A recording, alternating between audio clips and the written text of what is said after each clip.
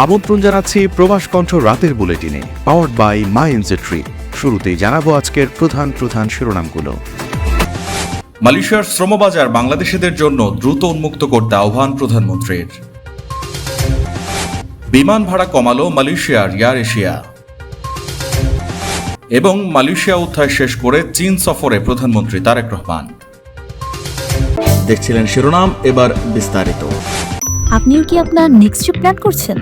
তাহলে আপনার জন্যই মাই এনজে ট্রিপ, যেখানে এয়ার টিকেটস এবং হোটেল সব পাওয়া যাবে এক প্ল্যাটফর্মে, with a very affordable fares and endless options.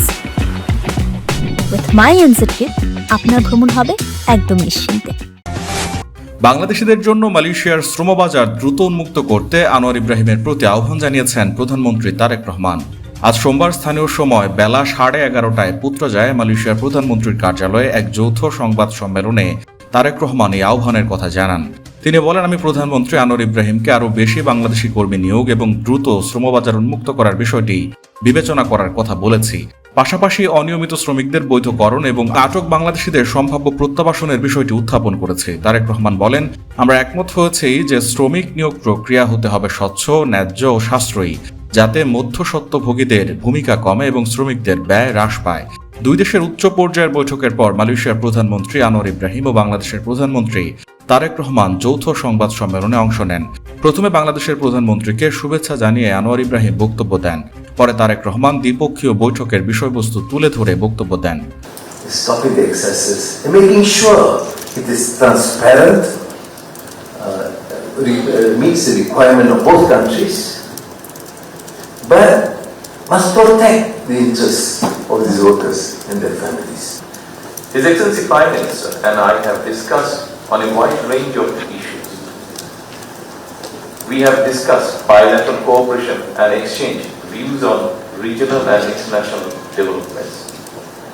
বাংলাদেশে বিনিয়োগের জন্য মালয়েশিয়ার ব্যবসায়ীদের প্রতি আহ্বান জানান প্রধানমন্ত্রী। এ প্রসঙ্গে তিনি বলেন, 2026 সালের ফেব্রুয়ারির জাতীয় সংসদ নির্বাচনে বিএনপি জনগণের কাছ থেকে শক্তিশালী জনসমর্থন পেয়েছে। জনগণের বিপুল সমর্থনের ভিত্তিতে আমরা গণতান্ত্রিক প্রক্রিয়ার মাধ্যমে রাজনৈতিক স্থিতিশীলতা পুনঃপ্রতিষ্ঠা করেছি। আমাদের অগ্রাধিকার হল কর্মসংস্থান সৃষ্টি, বিদেশি বিনিয়োগ আকর্ষণ এবং অর্থনৈতিক প্রবৃদ্ধি ত্বরান্বিত করা। আমরা একটি বিনিয়োগ বান্ধব পরিবেশ গড়ে তুলছি এবং বিনিয়োগকারীদের জন্য নতুন সুযোগ সৃষ্টি করছি। মালয়েশিয়ায় থাকেন, আন্তর্জাতিক কর্মপরিবেশে স্মার্ট ও সফল ক্যারিয়ার করতে প্রস্তুত, তবে আপনাকে খুঁজছে প্রাণ মালয়েশিয়া।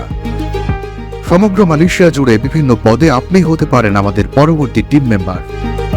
আপডেটেড সিভি সহ হোয়াটসঅ্যাপ করুন এই নম্বরে। আন্তর্জাতিক বাজারে জেট ফুয়েল বা বিমানের জ্বালানির মূল্য হ্রাস পাওয়ার সুবাদে নিজেদের সব রুটের বিমান ভাড়া কমানোর আনুষ্ঠানিক ঘোষণা দিয়েছে মালয়েশিয়ার জনপ্রিয় budget career air Asia x. বিমান সংস্থাটির প্রধান নির্বাহী কর্মকর্তা বেনিয়ামিন ইসমাইল নিশ্চিত করেছেন, গত 15 জুন থেকে টিকিট প্রতি 5% হারে ভাড়া কমানো হয়েছে এবং জেট জ্বালানির দাম আরও কমলে টিকিটের মূল্য আবারও কমানোর পরিকল্পনা রয়েছে। এভিয়েশন খাতের বিশেষজ্ঞ লিঙ্গাম সাংবাদিকদের জানিয়েছেন, মার্কিন যুক্তরাষ্ট্র ও ইরানের মধ্যকার সম্প্রতি দ্বিপক্ষীয় সমঝোতা স্মারকটি বৈশ্বিক বিমান পরিবহন খাতে বড় ধরনের স্বস্তি এনে দিয়েছে, যার সরাসরি সুফল হিসেবে মধ্যপ্রাচ্য সংকটের সময় আকাশচুম্বী হওয়া জ্বালানির দাম এখন উল্লেখযোগ্যভাবে নিচে নেমে এসেছে।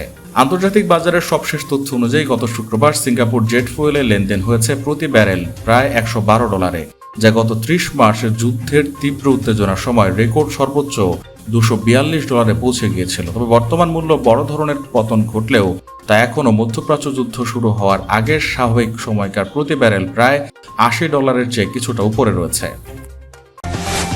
মালয়েশিয়ায় 2 দিনের সফর শেষে চীনের দালিয়ানির পথে বাংলাদেশের প্রধানমন্ত্রী তারেক রহমান সোমবার স্থানীয় সময় বিকেল 5টায় কুয়ালালামপুর আন্তর্জাতিক বিমানবন্দর থেকে বাংলাদেশ বিমানের বিশেষ ফ্লাইটে দালিয়ানের উদ্দেশ্যে রওনা হন তিনি।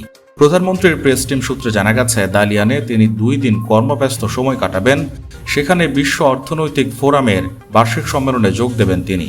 এরপর চীনের রাজধানী বেইজিংয়ে যাবেন, সেখানে প্রধানমন্ত্রীর সরকারি সফরের মূল কর্মসূচি শুরু হবে। এদিকে কুয়ালালামপুর আন্তর্জাতিক বিমানবন্দরের বুঙ্গারাই কমপ্লেক্সের এক্সক্লুসিভ ভিআইপি টার্মিনালে বাংলাদেশের প্রধানমন্ত্রীকে বিদায় জানান মালয়েশিয়ার ধর্মমন্ত্রী জুলফিকলি হাসান ও তার সহধর্মিনী। উল্লেখ্য, 2 দিনের মালয়েশিয়া সফরে গতকাল রোববার ঢাকা ত্যাগ করেন প্রধানমন্ত্রী তারেক রহমান। প্রধানমন্ত্রী হিসেবে এটি তারেক রহমানের প্রথম বিদেশ সফর। এই সফরে মালয়েশিয়ার প্রধানমন্ত্রীর সঙ্গে দীর্ঘ বৈঠক হয়েছে তার।